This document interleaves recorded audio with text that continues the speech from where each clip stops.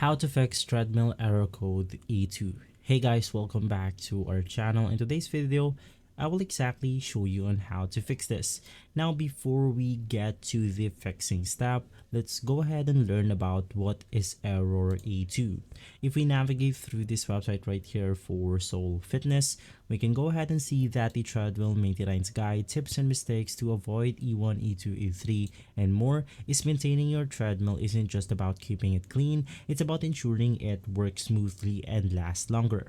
If we navigate through the E2 common problems right here, we can then go ahead and see that it clearly states that it is motor or control board issue. An E2 error usually points to a problem with either the motor or control board. First, check if the motor runs correctly. If it's working, inspect the control board for faults. So in order to fix this, you want to go ahead and check your motor, see if the motor is running properly. You want to check the control board, inspect the control board for faults, and you want to go ahead and check the outlet.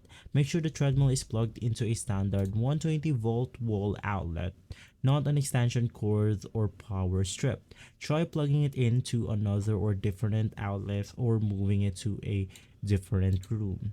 Now you want to go ahead and reset the control board. You can just go ahead and follow different guides for different brands of your treadmill. Now if this video has been helpful, please leave us a like and subscribe. I'll see you on the next one. Thank you.